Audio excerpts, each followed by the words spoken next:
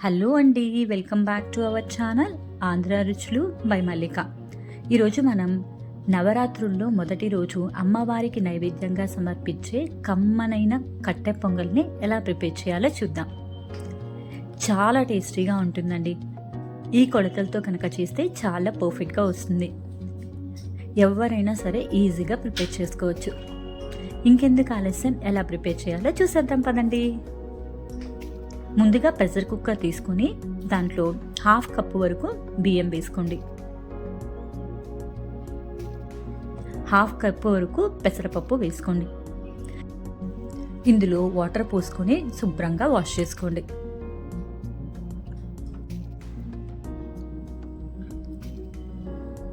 ఇప్పుడు ఇందులో ఉన్న వాటర్ మొత్తం కూడా వంపేసి మనం బియ్యము పెసరపప్పు కలిపి 1 కప్పు తీసుకున్నాం కదండి, దానికి 4 కప్పుల వరకు వాటర్ పోసుకోండి. అంటే 1:4 రేషియో లాగా వాటర్ పోసుకోండి.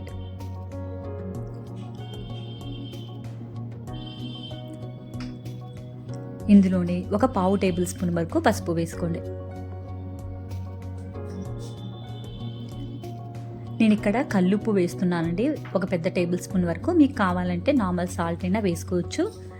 టేస్ట్కి తగ్గట్టుగా సాల్ట్ని అడ్జస్ట్ చేసుకోండి. ఇప్పుడు మూత పెట్టుకొని లో టు మీడియం ఫ్లేమ్లో 4-5 విజిల్స్ వచ్చేంత వరకు కూడా ఉడికించుకోండి. చూస్తున్నారు కదా, ప్రెషర్ మొత్తం పోయిన తర్వాత మనకి ఎంత బాగా కుక్ అయిపోయిందో, మెత్తగా అవ్వాలండి ఈ విధంగా.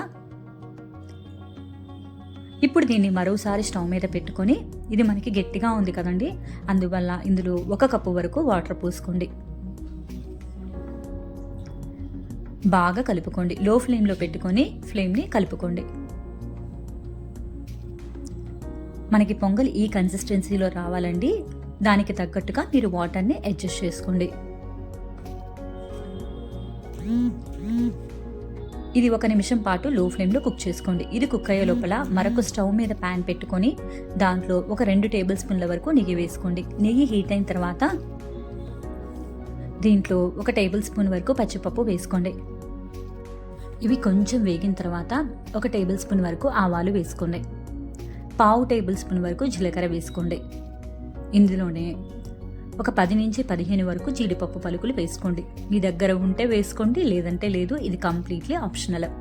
ఇందులోనే 1 పచ్చిమిర్చిని ఇలా నిలువుగా కట్ చేసుకొని వేసుకోండి. 7 నుంచి 8 వరకు మిరియాలు కూడా వేసుకోండి. వీటన్నిటినీ కూడా దూరగా ఫ్రై అయ్యేంత వరకు ఫ్రై చేసుకోండి.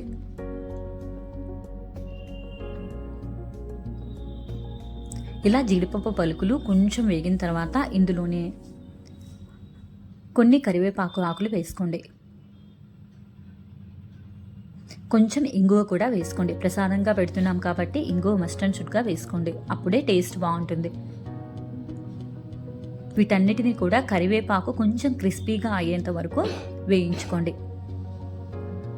ఇప్పుడు మనం ప్రిపేర్ చేసుకున్న పోపుని పొంగల్లో కలిపేసుకుందాం. అంతేనండి, ఎంతో టేస్టీగా ఉంటే కట్టె పొంగల్ రెడీ అయిపోయింది. ఇప్పుడు దీన్ని ఒక బౌల్లోకి తీసుకొని నైవేద్యంగా సమర్పించుకోండి. మీకు ఈ వీడియో నచ్చిందనే అనుకుంటున్నానండి. నచ్చితే కనుక మీ ఫ్రెండ్స్ అండ్ ఫ్యామిలీస్కి షేర్ చేయండి. అండ్ మరిన్ని ఇలాంటి హెల్దీ అండ్ టేస్టీ రెసిపీస్ కోసం మన ఛానల్ని సబ్స్క్రైబ్ చేసుకోండి.